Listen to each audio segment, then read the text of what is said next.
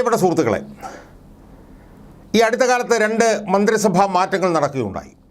അതിലൊന്ന് തുറമുഖ വകുപ്പ് മന്ത്രി അഹമ്മദ് ദേവർകോവിൽ മാറുകയും അവിടെ ശ്രീമാൻ കടന്നപ്പള്ളി രാമചന്ദ്രൻ വരികയും ചെയ്തു. രണ്ടാമത്തെ മാറ്റമെന്ന് പറയുന്നത് ആൻ്റണി രാജു ട്രാൻസ്പോർട്ട് മന്ത്രിയായതിന് മാറിയതിന് ശേഷം അവിടെ ശ്രീ KB ഗണേഷ് കുമാർ മന്ത്രിയായി വന്നു. സുഹൃത്തുക്കളെ, അതിൽ ഞാൻ പറഞ്ഞ രണ്ടാമത്തെ മന്ത്രിസഭാ മാറ്റവുമായി ബന്ധപ്പെട്ടുകൊണ്ടാണ് എനിക്ക് വീഡിയോയിൽ ചില കാര്യങ്ങൾ എനിക്ക് എൻ്റെ പ്രേക്ഷകരോട് പറയാനുള്ളത്. സുഹൃത്തുക്കളെ, ട്രാൻസ്പോർട്ട് മന്ത്രിയായിരുന്ന ആൻ്റണി രാജു 2.5 വർഷക്കാലം അവിടെ ഉണ്ടായിരുന്നു. അദ്ദേഹം മാറി ഇപ്പോൾ KB ഗണേഷ് കുമാർ എന്ന ശ്രീമാൻ R ബാലകൃഷ്ണപിള്ളയുടെ മകൻ പത്തനാപുരത്തു നിന്നുള്ള രണ്ടാമത് ജയിക്കുന്ന MLA മന്ത്രിയായിരിക്കുകയാണ്. എന്തൊരാഘോഷമാണ് സാമൂഹ്യ മാധ്യമങ്ങളിൽ ഇയാളുടെ മന്ത്രി സ്ഥാനലബ്ധിയുമായി നടക്കുന്നത് എന്ന് എനിക്ക് എത്ര കണ്ടിട്ടും എനിക്ക് അത് എന്താണെന്ന് മനസ്സിലാകും. വലിയ ആഘോഷം നടക്കുകയാണ്. അയാളെ അങ്ങ് വല്ലാതെ അങ്ങ് പുകഴ്ത്തുകയാണ് സോഷ്യൽ മീഡിയയിൽ ഒരു വിഭാഗം. അതിൻ്റെ പുറകിൽ അദ്ദേഹം തന്നെ ആവാനാണ് സാധ്യത.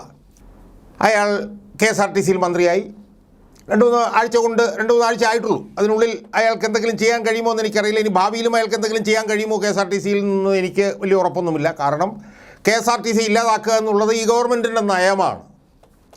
അതിൻ്റെ ഭാഗമായിട്ടാണ് KSRTCയിലെ കാര്യങ്ങളെല്ലാം നടന്നുകൊണ്ടിരിക്കുന്നത്. അതിനിടയിൽ ഇയാൾ അങ്ങോട്ട് വന്നിട്ട് ഇയാൾ എന്തെങ്കിലും വലിയ വിപ്ലവം അവിടെ സൃഷ്ടിക്കുമെന്നൊന്നും ഞാൻ വിശ്വസിക്കുന്നില്ല. പക്ഷേ അയാൾ കയറി 2-3 ആഴ്ച കഴിഞ്ഞിട്ടും ഈ സാമൂഹ്യ മാധ്യമങ്ങളിൽ അയാൾ വല്ലാതെ എന്താണ് ഈ ആഘോഷത്തിൻ്റെ അടിസ്ഥാനമെന്ന് എനിക്ക് എത്ര ആലോചിച്ചിട്ടും മനസ്സിലാവുന്നില്ല. ഞാൻ ഇന്ന് രാവിലെ ഒരു ഫേസ്ബുക്കിൽ ഞാൻ നോക്കുമ്പോൾ ഒരു വീഡിയോ കിടക്കുകയാണ്. ഒരു നാടമുറിക്കിൻ്റെ മുമ്പിൽ ഇയാൾ ഇങ്ങനെ നിൽക്കുകയാണ് ഗണേഷ് കുമാർ. അപ്പം നാടമുറിക്കുന്നിടത്ത് വരുന്ന ഗണേഷ് കുമാർ എന്താണ് പറയുന്നതെന്ന് കേൾക്കൂ എന്ന് പറയുന്നു. വേറെ ഏതോ ഒരു യോഗത്തിലൊക്കെ ഇരുന്നു കൊണ്ട് അയാൾ എന്തൊക്കെയോ സംസാരിക്കുന്നു.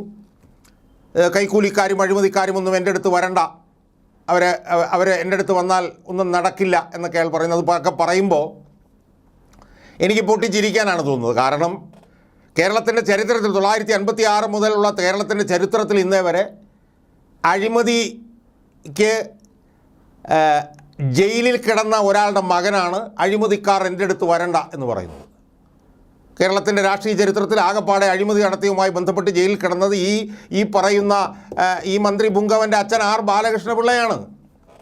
ആ R ബാലകൃഷ്ണപിള്ളയുടെ മകനാണ് വന്നിരുന്നിട്ട് അഴിമതിക്കാരൊന്നും എൻ്റെ അടുത്ത് വരണ്ട എന്ന് പറയുന്നത്. അതിൻ്റെ ഒരു ഈ പറഞ്ഞ പോലെ ഒരു ഹിപ്പോക്രസി, ഒരു ഇരട്ടത്താപ്പ് എന്നതിനപ്പുറത്തേക്ക് നമ്മൾ കാണേണ്ട കാര്യമില്ല. സുഹൃത്തുക്കളെ, എനിക്കിവിടെ സൂചിപ്പിക്കാനുള്ളത്, ഞാനിവിടെ പറയുന്നൊരു കാര്യം ഈ ആഹ്ലാദാഘോഷങ്ങളുടെയൊക്കെ മറുഭാഗമാണ്. ഞാൻ ഈ വീഡിയോയിലൂടെ പറയാൻ ശ്രമിക്കുന്നത്, ഈ നികൃഷ്ടജീവി, ഈ ഗണേഷ് കുമാർ എന്ന് പറഞ്ഞ നികൃഷ്ടജീവി മന്ത്രിയായതിൽ കേരളം ലജ്ജിച്ച് തല താഴ്ത്തണം. അതാണ് എനിക്ക് ഈ വീഡിയോയിലൂടെ പറയാനുള്ളത്. ഇനി എന്തുകൊണ്ടാണ് ഇയാളെ നികൃഷ്ടജീവി എന്ന് ഞാൻ പറയുന്നത് എന്നതിൻ്റെ വിശദാംശങ്ങളിലേക്കാണ് ഞാൻ പോകാൻ പോകുന്നത്. അയാളെക്കുറിച്ചിട്ട് നമ്മൾ ഇപ്പോൾ അടുത്ത കാലത്ത് നമ്മൾ ഈ സോളാർ കേസിൻ്റെ CBI റിപ്പോർട്ടുമായി ബന്ധപ്പെട്ടിട്ട് നമ്മൾ ചർച്ച ചെയ്തു. അതിൻ്റെ വിശദാംശങ്ങളിലേക്ക് ഞാൻ വരുന്നതിന് മുമ്പ് തന്നെ വർഷങ്ങൾക്ക് മുമ്പ് നമ്മൾ അയാളെക്കുറിച്ചിട്ട് പലപ്പോഴായി ചർച്ച ചെയ്തിട്ടില്ലേ. അയാളല്ലേ കേരളത്തിൻ്റെ സമാരാധ്യനായിട്ടുള്ള നേതാവ് VS അച്യുതാനന്ദൻ ഒരു ഞരമ്പ് രോഗിയാണെന്നും ഒരു കാമഭ്രാന്തനാണെന്നും പറഞ്ഞത് ഇയാളല്ലേ. അവസാനം അതിശക്തമായിട്ടുള്ള വിമർശനങ്ങൾ ഉയർന്നു വന്നതിനെ തുടർന്ന് ഇയാൾക്ക് മാപ്പ് പറയേണ്ടി വന്നില്ലേ. അതുപോലെ തന്നെ 2017 നടിയെ ആക്രമിച്ച കേസ്, ആ നടിയെ ആക്രമിച്ച കേസിൽ ഏറ്റവും പ്രധാനപ്പെട്ട ഒരു സാക്ഷിയായിട്ടുള്ള വിപിൻ എന്ന് പറഞ്ഞ സാക്ഷിയെ സ്വാധീനിക്കാൻ വേണ്ടി നിരന്തരം ശ്രമിച്ചത് ഇയാളുടെ PA ആയിട്ടുള്ള പ്രദീപായിരുന്നു, ഇയാളുടെ ഓഫീസ് സെക്രട്ടറി ആയിട്ടുള്ള പ്രദീപായിരുന്നു. അത് നമ്മൾ കേട്ടതാണ്. അതിനേക്കാളൊക്കെ ഏറ്റവും പ്രധാനപ്പെട്ട വേറൊരു കാര്യം എന്തായിരുന്നു, ഇയാളുടെ ഭാര്യ ഡോക്ടർ യാമിനി തങ്കച്ചി, അവരെ ഇയാൾ മർദ്ദിച്ചു എന്ന് പറഞ്ഞുകൊണ്ട് അവർ പത്രസമ്മേളനം നടത്തി. മറക്കാൻ കഴിയുമോ നമുക്ക്? അവരുടെ മുഖം, യാമിനി തങ്കച്ചിയുടെ മുഖം നമുക്ക് മറക്കാൻ കഴിയുമോ? അവസാനം ഇയാൾ എന്താ ചെയ്തത്? യാമിനി തങ്കച്ചി തന്നെ മർദ്ദിച്ചു എന്ന് പറഞ്ഞുകൊണ്ടൊന്ന് കേസ് കൊടുത്തു. പത്രസമ്മേളനം നടത്തി കേസ് കൊടുത്തു തന്നെ മുഖത്തൊക്കെ പരിക്ക് പറ്റിയെന്ന് പറഞ്ഞിട്ടാണ് കേസ് കൊടുത്തത്. പിന്നെ നമ്മൾ അറിഞ്ഞത് എന്താണ്? അയാൾ തന്നെ അയാളുടെ മുഖത്ത് അടിച്ച് പരിക്കേൽപ്പിച്ചതാണ് എന്നാണ് നമ്മൾ അറിഞ്ഞത്. അത്രയ്ക്ക് ഒരു അധപ്പതിച്ച ഒരു മനുഷ്യനാണ് ഈ ഗണേഷ് കുമാർ. പിന്നെ അയാളുടെ ഒരുപാട് വേറെ ചില പ്രവർത്തനങ്ങളൊക്കെ ഉണ്ട്. അതൊന്നും ഞാനൊരു സംസ്കാരമില്ലാത്ത ഭാഷയൊന്നും ഉപയോഗിക്കാത്തതുകൊണ്ട് അത് ഞാൻ ഉപയോഗിക്കുന്നില്ല. സിനിമാ മേഖലയിൽ ഒക്കെ തന്നെ അയാൾ ഏത് രീതിയിലാണ് അയാളുടെ പെരുമാറ്റം എന്നുള്ളത് സംബന്ധിച്ച് അതൊക്കെ എല്ലാം നാട്ടിലെ പാട്ടാണ്. ഞാൻ അതിനെക്കുറിച്ചൊന്നും പറയുന്നില്ല. പിന്നെ അയാളൊരു സിനിമാ നടനാണെന്നാണ് പറയുന്നത്. സിനിമയിൽ കുറേ റോളുകളിലൊക്കെ അദ്ദേഹം അഭിനയിച്ചിട്ടുണ്ട്, സത്യമാണ്. പക്ഷേ അദ്ദേഹത്തിന് ഒരു അഭിനയസിദ്ധി ഉണ്ട് എന്നൊന്നും എനിക്ക് തോന്നിയിട്ടില്ല. ഞാൻ അവസാനമായി കണ്ട നേരെ എന്ന് പറഞ്ഞ സിനിമയിലും അദ്ദേഹമുണ്ട്. അതിൽ മോഹൻലാൽ എന്ന് പറഞ്ഞ പ്രതിഭാസനനായിട്ടുള്ള നടനുണ്ട്, സിദ്ദിഖുണ്ട്, അതിനകത്ത് ജഗദീഷുണ്ട്, അവരൊക്കെ ഉണ്ട്. അതിൻ്റെ കൂട്ടത്തിൽ ഇയാളുമുണ്ട്. പക്ഷേ ഇയാൾ അഭിനയിക്കുകയാണെന്നൊന്നും എനിക്ക് ആ സിനിമ കണ്ടപ്പോൾ എനിക്ക് തോന്നിയില്ല. മറ്റവരൊക്കെ അഭിനയിച്ച് തകർക്കുകയായിരുന്നു, അവരാ സിനിമയിൽ ജീവിക്കുകയായിരുന്നു. പക്ഷേ ഇയാൾ എന്തൊക്കെയോ വന്ന് പുലമ്പിയിട്ട് പോകുന്ന ഒരു പോലീസ് ഉദ്യോഗസ്ഥൻ എന്നുള്ള നിലയിൽ അതിനപ്പുറത്തേക്കൊന്നും എനിക്ക് അത് കാണാൻ കഴിഞ്ഞിട്ടില്ല. സുഹൃത്തുക്കളെ, ഞാൻ ഇതുപോലൊരു നികൃഷ്ട ജീവിയെ മന്ത്രിയായതിൽ കേരളം ലജ്ജിക്കുന്നു പറയാനുള്ള പ്രധാനപ്പെട്ട കാരണം സോളാർ കേസുമായി ബന്ധപ്പെട്ടുകൊണ്ട് ഇന്ത്യയിലെ പ്രീമിയർ ഇൻവെസ്റ്റിഗേറ്റിംഗ് ഏജൻസി ആയിട്ടുള്ള CBI സമർപ്പിച്ച റിപ്പോർട്ടിൽ ഇയാളെക്കുറിച്ച് നടത്തിയിട്ടുള്ള നിരീക്ഷണങ്ങളാണ്. പരാമർശങ്ങളല്ല, നിരീക്ഷണങ്ങൾ. ആ നിരീക്ഷണങ്ങൾ ഈ CBIയുടെ ഈ റിപ്പോർട്ടുണ്ട്. സോളാർ കേസുമായി ബന്ധപ്പെട്ടുകൊണ്ട് കോടതിയിൽ സമർപ്പിച്ച ഈ റിപ്പോർട്ടുണ്ട്, final report under 173 of the CRPC. അതിൽ പറഞ്ഞിരിക്കുന്ന കണ്ടെത്തലുകൾ അതാണ് എനിക്കിവിടെ പറയാനുള്ളത്. കണ്ടെത്തലുകൾ അതിലെ പേജ് 12, 25, 26, 27, 34, 44 എന്ന് പറയുന്ന പേജുകളിൽ ഇയാളെക്കുറിച്ച് നേരിട്ടും ഇയാളുമായി ബന്ധമുള്ളവരും ഈ സോളാർ കേസിൽ വന്ധ്യവയോധികനും കാരുണ്യവാനുമായിട്ടുള്ള ഉമ്മൻചാണ്ടി എന്ന് പറഞ്ഞ മനുഷ്യനെ കുരുക്കാൻ വേണ്ടി എന്തൊക്കെ ചെയ്തു എന്നുള്ളത് സംബന്ധിച്ച് അർത്ഥശങ്കയ്ക്കിടയില്ലാത്ത വിധം പറഞ്ഞിട്ടുണ്ട്. അത് ഈ അവസരത്തിൽ ഇയാൾ എന്തൊക്കെയോ പറയുന്നതിൻ്റെ പേരിൽ ഇയാളെ ആഘോഷിക്കുന്ന പശ്ചാത്തലത്തിൽ നമ്മൾ അതൊന്നുകൂടി ഓർക്കണം എന്നാണ് എനിക്ക് പറയാനുള്ളത്. കാരണം ഇയാൾ മന്ത്രിയായ സമയത്ത് ജനങ്ങളെ അത് ഓർമ്മിപ്പിക്കേണ്ട കോൺഗ്രസ് എന്ന് പറഞ്ഞ പാർട്ടിയുണ്ട്. ആ പാർട്ടി ഇതൊന്നും ചെയ്തിട്ടില്ല. ആ പാർട്ടി ഉമ്മൻചാണ്ടിയോട് ഒരു നീതിയും ചെയ്തിട്ടില്ല. യഥാർത്ഥത്തിൽ ഗണേഷ് കുമാർ അധികാരത്തിലേറുമ്പോൾ ഇതുപോലൊരു നീചനും ഒരു നികൃഷ്ട ജീവിയുമാണ് അധികാരത്തിലിരിക്കുന്ന പറഞ്ഞൊരു വലിയ പ്രക്ഷോഭത്തിന് നേതൃത്വം കൊടുക്കേണ്ട പാർട്ടിയായിരുന്നു കോൺഗ്രസ് പാർട്ടി. പക്ഷേ അതൊരു ചത്ത കുതിരയായി കിടക്കുകയാണ്, ചത്ത് മലച്ച് കിടക്കുകയാണ്. അതുകൊണ്ടാണ് ഞാൻ അതിനെക്കുറിച്ച് പറയാത്തത്. അതുകൊണ്ട് അവരെ ഓർമ്മിപ്പിക്കാത്ത സാഹചര്യത്തിൽ കോൺഗ്രസിൻ്റെ പ്രവർത്തകരെ ഉൾപ്പെടെ അവരുടെ നേതാക്കന്മാരെ ഉൾപ്പെടെ ഒന്ന് ഓർമ്മിപ്പിക്കാൻ വേണ്ടിയിട്ട് ഈ ഗണേഷ് കുമാറിനെ കുറിച്ചിട്ട് CBI റിപ്പോർട്ടിൽ എന്തൊക്കെയാണ് പറഞ്ഞിരിക്കുന്നത് എന്നുള്ളത് ഞാൻ സവിസ്തരം ഇവിടെ ഒന്ന് പ്രതിപാദിക്കാൻ പോവുകയാണ്. ഇതിനു മുമ്പ് അയാൾ എന്തൊക്കെയാണ് പറഞ്ഞതെന്നുള്ളത് ഞാൻ നേരത്തെ സൂചിപ്പിച്ചു. സുഹൃത്തുക്കളെ, ഇതിൻ്റെ ഈ റിപ്പോർട്ടിൻ്റെ 12-ാം പേജിൽ during 2009 the complainant met Shri KB Ganesh Kumar. Complainant എന്ന് പറഞ്ഞാൽ പരാതിക്കാരി, സോളാർ പരാതിക്കാരി, അവരുടെ പേര് ഞാൻ പറയുന്നില്ല. Met the then MLA of Pathanapuram constituency, Kollam, at the secretariat Trivandrum. അതായത് അന്ന് 2009 അന്ന് പത്തനാപുരത്തെ MLA ആയിരുന്ന ഗണേഷ് കുമാറിനെ ഈ സോളാർ പരാതിക്കാരി സെക്രട്ടേറിയറ്റിൽ വെച്ച് കണ്ടു. And he took her mobile number. അത് കണ്ട ഉടനെ തന്നെ അവരുടെ മൊബൈൽ നമ്പർ വാങ്ങി. ഏത് ഇപ്പോൾ ഇരിക്കുന്ന ഈ മന്ത്രി പുങ്കവൻ ഈ സോളാർ പരാതിക്കാരി കണ്ട ഉടനെ തന്നെ അവരുടെ മൊബൈൽ നമ്പർ വാങ്ങി. After that KB Ganesh Kumar started to contact her over the phone and subsequently she fell in love with him. നമ്മളിപ്പോൾ ഈ പുകഴ്ത്തുന്ന ഈ ആഘോഷിക്കുന്ന ഇയാളുണ്ടല്ലോ, ഇയാൾ അവരെ ആദ്യം കണ്ട ഉടനെ തന്നെ അവരുടെ ഫോൺ വാങ്ങി, എന്നിട്ട് നിരന്തരം അവരെ വിളിച്ചുകൊണ്ടിരുന്നു. അവസാനം അവരുമായിട്ട് പ്രേമത്തിലായി. ആ പ്രേമത്തിലാവുന്ന സമയത്ത് ഈ ഗണേഷ് കുമാറിൻ്റെ ഭാര്യ ഡോക്ടർ യാമിനി തങ്കച്ചിയാണ്, വിവാഹിതനാണ്, കുടുംബമുണ്ട്, മക്കളുണ്ട്. അയാളാണ് ഇങ്ങനെ അവരിൽ നിന്ന് കണ്ട ഉടനെ തന്നെ മൊബൈൽ നമ്പർ മേടിക്കുകയും നിരന്തരം അവരെ വിളിക്കുകയും അവരുമായിട്ട് പ്രേമത്തിലാവുകയും ചെയ്തു. W1 use to meet him at his residence in Tagore lane, Vazhuthacaud, Trivandrum. Witness 1 എന്ന് പറഞ്ഞാൽ സോളാർ പരാതിക്കാരി. അവർ ഇയാളെ വഴുതക്കാടിലെ ടാഗോർ ലൈനിലുള്ള അയാളുടെ വീട്ടിൽ പോയി കാണുമായിരുന്നു. ആ വീട്ടിൽ ഇയാളുടെ കുടുംബം ഉണ്ടായിരുന്നു, ഇയാളുടെ ഭാര്യ ഉണ്ടായിരുന്നു. ഓർത്തുകൊള്ളണം, ഇപ്പോൾ നമ്മൾ ആഘോഷിക്കുന്ന ഇയാൾ. During August 2009 the complainant got pregnant and based on the assurance from Ganesh Kumar's mother, she decided to continue the pregnancy. August 2009 ഈ പരാതിക്കാരി ഗർഭിണിയായി. അതിനെ തുടർന്ന് ഗണേഷ് കുമാറിൻ്റെ അമ്മയുടെ ഉപദേശപ്രകാരം അവരുടെ ഗർഭം തുടർന്നു എന്നാണ് എഴുതിയിരിക്കുന്നത്. Biju also new about the relationship between W1 and W17. അത് ഗണേഷ് കുമാറുമായിട്ടുള്ള ബന്ധം ബിജു എന്ന് പറയുന്ന ഇവരോട് ഒപ്പം വന്ന് ഭർത്താവായി കഴിഞ്ഞിരുന്ന അയാൾക്കും അറിയാമായിരുന്നു. അപ്പോൾ ഇയാൾ അവരെ ഗർഭിണിയാക്കി. ആരെ? സോളാർ പരാതിക്കാരിയെ ഗർഭിണിയാക്കുമ്പോൾ ഈ ഗണേഷ് കുമാറിന് ഭാര്യ ഉണ്ടായിരുന്നു. ഭാര്യ ഉള്ളപ്പോൾ തന്നെ ഇയാളുടെ വീട്ടിൽ നിരന്തരം വരുമായിരുന്നു. അങ്ങനെയാണ് ഗർഭിണിയായത്. ഗർഭം തുടർന്നു എന്ന് പറയുമ്പോൾ ഇപ്പോൾ കുട്ടി ഉണ്ടാവണം. അപ്പോൾ സ്വാഭാവികമായും സോളാർ പരാതിക്കാരിയിലുള്ള കുട്ടി ആരുടെയാണ്? ഇപ്പോഴത്തെ ഇരിക്കുന്ന നമ്മളിപ്പോൾ ആഘോഷിക്കുന്ന അർമാദിക്കുന്ന ഈ മന്ത്രി പുങ്കവൻ സോളാർ പരാതിക്കാരിയിൽ ഒരു കുട്ടിയുള്ള ആളാണ്. അതാണ് പേജ് 12 പറഞ്ഞിരിക്കുന്നത്. ഇനി പേജ് 25 പോകാം നമുക്ക്. പേജ് 25 എന്താ പറഞ്ഞിരിക്കുന്നത്? പേജ് 25 പറഞ്ഞിരിക്കുന്നത് അന്ന് രാത്രി പരാതിക്കാരിയെ പത്തനംതിട്ട ജയിലിലേക്ക് കൊണ്ടുപോയി. അവരുടെ കയ്യിലൊരു കത്തുണ്ടായിരുന്നു. ജയിൽ വാർഡൻ ആവശ്യപ്പെട്ടപ്പോൾ അവർ പറഞ്ഞു ഈ കടലാസുകളെല്ലാം ഞാൻ കോടതിയിൽ കൊടുത്തു എന്ന് പറഞ്ഞു. പിറ്റേ ദിവസം രാവിലെ അവരെ പത്തനംതിട്ട CJM കോടതിയിൽ ഹാജരാക്കിയപ്പോൾ അവരുടെ അഭിഭാഷകൻ ഫെന്നി ബാലകൃഷ്ണൻ കോടതിയിലുണ്ടായിരുന്നു.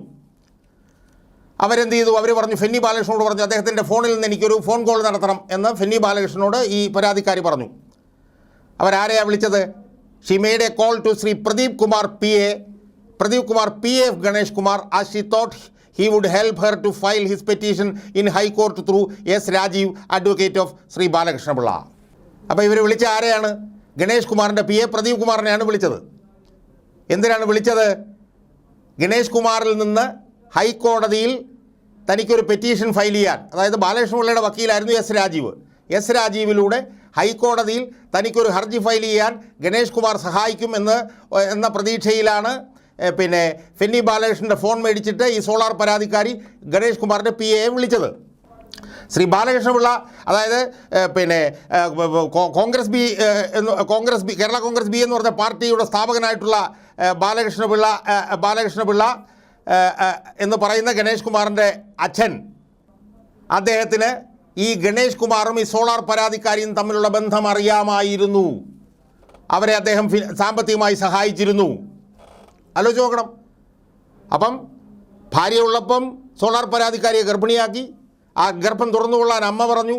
ഗണേഷ് കുമാറിൻ്റെ അമ്മ പറഞ്ഞു. ഗണേഷ് കുമാറിൻ്റെ അച്ഛൻ ബാലകൃഷ്ണ പിള്ളയ്ക്കും ഈ സോളാർ പരാതിക്കാരിയും തൻ്റെ മകൻ ഗണേഷ് കുമാർ തമ്മിലുള്ള ബന്ധം അറിയാമായിരുന്നു. അദ്ദേഹം സോളാർ പരാതിക്കാരിയെ സാമ്പത്തികമായി സഹായിക്കുമായിരുന്നു. എന്നിട്ട് ഈ റിപ്പോർട്ടിൽ എഴുതിയിരിക്കുന്നത് എന്താണ്? പ്രദീപ് പറഞ്ഞു താൻ തിരിച്ചു വന്നിട്ട് കത്ത് വാങ്ങിക്കൊള്ളാമെന്ന് പറഞ്ഞു. ഏതാണ്ട് 1 മണിയായപ്പോൾ ജയിൽ സൂപ്രണ്ട് പിന്നെ വിശ്വനാഥ കുറുപ്പിൽ നിന്ന് ഈ കത്ത് അദ്ദേഹം വാങ്ങി. അപ്പോൾ അവിടെയും ഗണേഷ് കുമാറിനുള്ള ബന്ധം കൃത്യമായി നമ്മൾ കാണുകയാണ്. അത് 25-ാമത്തെ പേജിൻ്റെ കാര്യമാണ് ഞാൻ പറഞ്ഞത്.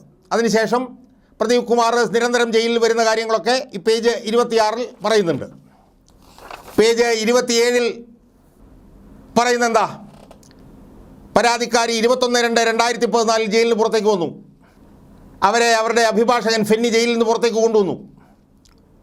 അവിടെ നിന്ന് ഈ സോളാർ പരാതിക്കാരിയെ ശരണ്യ മനോജ് എന്ന് പറഞ്ഞ ആളുടെ വീട്ടിലേക്കാണ് കൊണ്ടുപോയത്. ശരണ്യ മനോജ് എന്ന് പറഞ്ഞ ആരായിരുന്നു? അക്കാലത്ത് ഗണേഷ് കുമാറിൻ്റെ സന്തത സഹചാരിയും ബിസിനസ് പങ്കാളിയുമായിരുന്നു ശരണ്യ മനോജ്.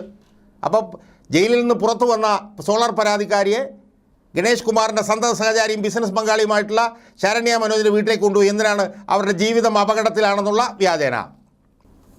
അത് ആണ് പേജ് 27 പറഞ്ഞിരിക്കുന്നത്.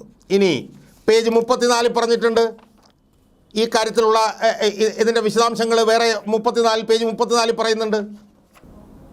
അതായത് തൃപ്പൂണിത്തുറ ബ്രാഞ്ചിൽ സോളാർ കമ്പനിയുടെ ഉദ്ഘാടനത്തിന് ശേഷം പരാതിക്കാരിയും ഗണേഷ് കുമാറുമായി നിരന്തര ബന്ധമുണ്ടായിരുന്നു. നിരന്തര ബന്ധം അവർ തിരുവനന്തപുരത്ത് വെച്ച് കണ്ടു. അതിൻ്റെ വിശദാംശങ്ങളാണ് 34-ാമത്തെ പേജിൽ കൊടുത്തിരിക്കുന്നത്. ഇനി 44-ാമത്തെ പേജിൽ എന്താ കൊടുത്തിരിക്കുന്നത് അറിയാമോ? മനോജ് കുമാർ എന്ന് പറഞ്ഞാൽ ഈ ശരണ്യ മനോജിൻ്റെ മൊഴി പ്രകാരം പരാതിക്കാരിയെ അറസ്റ്റ് ചെയ്തതിന് ശേഷം ഗണേഷ് കുമാർ മനോജിനോട് എന്താ പറഞ്ഞത്? താനും പരാതിക്കാരിയും തമ്മിൽ ബന്ധമുണ്ട്, അതുകൊണ്ട് തന്നെ തൻ്റെ പേര് ഈ പരാതിക്കാരി പറയാനുള്ള സാധ്യതയുണ്ട്, അതുകൊണ്ട് അതെങ്ങനെയെങ്കിലും തടയണം. അതിനെ തുടർന്ന് പ്രദീപും ഈ ഫെന്നി ബാലകൃഷ്ണനും കൂടെ ചേർന്നുകൊണ്ട് അതിനെ തുടർന്ന് പ്രദീപ് ഫെന്നി ബാലകൃഷ്ണനെ സമീപിച്ചു. പരാതിക്കാരി എഴുതിയ കത്ത് സൂക്ഷിച്ചു വെച്ചുകൊള്ളാൻ ബാലകൃഷ്ണപിള്ള ഫെന്നി ബാലകൃഷ്ണനോട് പറഞ്ഞു. അപ്പോൾ ഇതിൽ നമുക്ക് മനസ്സിലാക്കാൻ കഴിയുന്ന കാര്യം എന്താ സുഹൃത്തുക്കളെ? സോളാർ പരാതിക്കാരിയുമായി ബന്ധപ്പെട്ടുള്ള ഗൂഢാലോചനകളിലെ ഏറ്റവും മുഖ്യമായൊരു കണ്ണിയായിരുന്നു ഗണേഷ് കുമാർ. സോളാർ പരാതിക്കാരി എഴുതിയിട്ടുള്ള ആ കത്ത് കൈകാര്യം ചെയ്യുന്നത് ഗണേഷ് കുമാറും അച്ഛനും കൂടിയായിരുന്നു. ജയിലിൽ നിന്ന് പുറത്തു വന്ന സോളാർ പരാതിക്കാരി മാസങ്ങളോളം ഗണേഷ് കുമാറിൻ്റെ സന്തത സഹചാരിയും ബിസിനസ് പങ്കാളിയുമായിട്ടുള്ള ശരണ്യ മനോജിൻ്റെ വീട്ടിലായിരുന്നു താമസിച്ചത്. ഗണേഷ് കുമാറിനെ ഈ പരാതിക്കാരിയിൽ ഒരു കൂട്ടിയുണ്ടായിരുന്നു. അപ്പോൾ ഈ നിലയിൽ സോളാർ പരാതിക്കാരിയുമായിട്ട് ഏറ്റവും അടുത്ത ബന്ധമുണ്ടായിരുന്നവർ, സോളാർ പരാതിക്കാരിയെ കൊണ്ട് മുഖ്യമന്ത്രി ഉമ്മൻചാണ്ടിക്കെതിരായിട്ടുള്ള ഗൂഢാലോചനയിൽ ഏറ്റവും നിർണായകമായിട്ടുള്ള പരമപ്രധാനമായിട്ടുള്ള പങ്ക് വഹിച്ചിട്ടുള്ള ഗണേഷ് കുമാർ. ആ ഗണേഷ് കുമാറിനെയാണ് നമ്മളിപ്പോൾ ആഘോഷിച്ചുകൊണ്ടിരിക്കുന്നത്. ആ ഗണേഷ് കുമാറിനെ ഇതിൻ്റെ പേരിൽ ആ ഗണേഷ് കുമാറിനെതിരെ വലിയ പ്രക്ഷോഭങ്ങളും ഒക്കെ നടത്തേണ്ട പാർട്ടിയായിരുന്നു കോൺഗ്രസ് പാർട്ടി. പക്ഷേ ആ കോൺഗ്രസ് പാർട്ടിക്ക് ഞാൻ പറഞ്ഞില്ലേ, നേരത്തെ പറഞ്ഞ പോലെ ഇംഗ്ലീഷിൽ പറഞ്ഞാൽ ആ കോൺഗ്രസ് പാർട്ടി ഒരു ഡാം സ്ക്വിബാണ്, ഒരു നനഞ്ഞ പടക്കമാണ് എന്നുള്ളത് കൊണ്ട് അവരെ കൊണ്ട് ഒന്നും ചെയ്യാൻ കഴിയില്ല. അവരെന്തൊക്കെയോ പുലമ്പി, പ്രതിപക്ഷ നേതാവ് എന്തൊക്കെയോ ഒരു പ്രസ്താവന ഇറക്കി, അതിനപ്പുറത്തേക്ക് ഒന്നും പോകാൻ കഴിയില്ല. അപ്പോൾ ഇവിടെ ഒരു ഇടതുപക്ഷ സർക്കാരാണ് അധികാരത്തിലിരിക്കുന്നത്, നമ്മൾ നോക്കണം, നമ്മൾ ആലോചിക്കേണ്ടതാണ്. അതിന് ചില ധാർമ്മിക മൂല്യങ്ങളൊക്കെ ഉണ്ട് എന്നാണ് നമ്മൾ പറഞ്ഞ് കേട്ടിട്ടുള്ളത്. എനിക്ക് ഓർമ്മയുണ്ട് 2006 ഇടതുപക്ഷത്ത് മത്സരിക്കാൻ ആഗ്രഹിച്ചിരുന്ന 2 പേർക്കെതിരെ പരാതികൾ ഉയർന്നിരുന്നു. അതിലൊന്ന് നീലലോഹിതദാസ നാടാരുമായി ബന്ധപ്പെട്ടുകൊണ്ട് ഒരു ലൈംഗികാരോപണം ഉയർന്നിരുന്നു. അതുപോലെ തന്നെ പിന്നീട് പിണറായി സർക്കാരിൽ മന്ത്രിയായിട്ടുള്ള ആന്റണി രാജുവുമായി ബന്ധപ്പെട്ടുകൊണ്ടൊരു വിവാദം, ഒരു അടിവസ്ത്ര വിവാദം ഉയർന്നു വന്നിരുന്നു. അത് രണ്ടും ഉയർന്നു വന്നപ്പോൾ അന്ന് 2006 മുഖ്യമന്ത്രി അന്ന് 2006 മത്സരിച്ച CPM-ൻ്റെ പ്രധാനപ്പെട്ട നേതാവായിട്ടുള്ള VS അച്യുതാനന്ദൻ പറഞ്ഞു ആന്റണി രാജുവും നീലലോഹിതദാസൻ നായരും മത്സരിക്കാൻ പാടില്ല എന്നുള്ള നിലപാടെടുത്തു. 2006 അവരെ 2 പേരെ ഒഴിവാക്കി.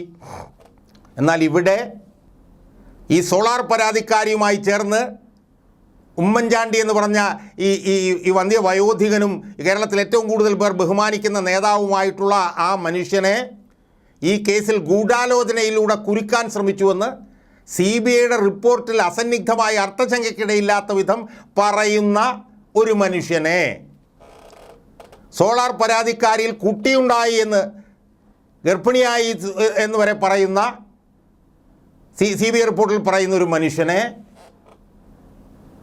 നമ്മളങ്ങ് ആഘോഷിക്കുകയാണ്. എന്തിനാണെന്ന് എനിക്ക് മനസ്സിലാവുന്നില്ല. അയാൾ KSRTCയിൽ എന്തെങ്കിലും മാറ്റം വരുത്തിയിട്ടാണെങ്കിൽ നമുക്ക് മനസ്സിലാക്കാം. അതിനൊന്നുള്ള സമയമായില്ല. ഇനി KSRTCയിൽ അയാൾക്ക് എന്തെങ്കിലും മാറ്റങ്ങൾ വരുത്താൻ കഴിയുമെന്ന് ഞാൻ വിശ്വസിക്കുന്നില്ല. കാരണം KSRTC അങ്ങനെ മാറ്റം വരുത്താത്ത രീതിയിൽ അതിനെ തകർത്ത് കഴിഞ്ഞു ഈ ഭരണകൂടം. KSRTC തകർക്കുക എന്നുള്ളതാണ് ഈ ഭരണകൂടത്തിൻ്റെ ലക്ഷ്യം. അതിനകത്ത് കയറി ഇയാൾക്ക് എന്തെങ്കിലും ചെയ്യാൻ കഴിയുമെന്ന് എനിക്ക് തോന്നുന്നില്ല. അയാളെ നമ്മൾ ആഘോഷിക്കുകയാണ്. ഭാര്യയുടെ കൈ തല്ലി ഒടിച്ചവൻ, ഭാര്യ തന്നെ മർദ്ദിച്ചു എന്ന് പറഞ്ഞ് സ്വന്തം മുഖത്ത് പരിക്കുണ്ടാക്കിയ ആൾ, ആലോചിച്ച് നോക്കണം. VS അച്യുതാനന്ദൻ എന്ന് പറഞ്ഞ വന്ധ്യ വയോധികനെ ഞരമ്പ് രോഗി എന്ന് വിളിച്ചയാൾ, തൻ്റെ സ്വന്തം PA പ്രദീപ് എന്ന് പറഞ്ഞ തൻ്റെ സ്വന്തം PA ഉപയോഗിച്ചുകൊണ്ട് നടിയെ ആക്രമിച്ച കേസിൽ സാക്ഷിയെ സ്വാധീനിക്കാൻ ശ്രമിച്ചയാൾ, ഇത്രയേറെ അധപ്പതിച്ച ഒരു മനുഷ്യനെ, ധാർമ്മിക മൂല്യം തൊട്ട് തീണ്ടിയിട്ടില്ലാത്ത ഒരു മനുഷ്യനെ, കുടുംബമായി താമസിക്കുമ്പോൾ സ്വന്തം വീട്ടിലേക്ക് സോളാർ പരാതിക്കാരിയെ നിരന്തരം വിളിക്കുകയും അവരെ ഗർഭിണിയാക്കുകയും ചെയ്ത ഒരു മനുഷ്യനെ, ഉമ്മൻചാണ്ടിയെ ഗൂഢാലോചനയിൽ കുരുക്കാൻ ശ്രമിച്ചൊരു മനുഷ്യനെ, ആ മനുഷ്യനെ സോഷ്യൽ മീഡിയയിൽ ചിലപ്പോൾ ആഘോഷിക്കുന്നുണ്ടാവും. പക്ഷേ എന്നെ സംബന്ധിച്ചിടത്തോളം ആ മനുഷ്യൻ ഒരു നികൃഷ്ട ജീവി തന്നെയാണ്.